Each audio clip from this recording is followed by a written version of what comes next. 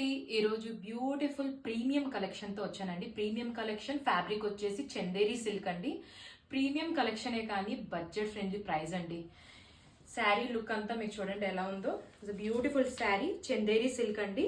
Complete కాంతా work ఉంది and finishing చూడండి ఎంత నీట్గా ఉందో. ఫినిషింగ్ కూడా మీకు వెరీ గుడ్ ఫైన్ ఫినిషింగ్ అండి.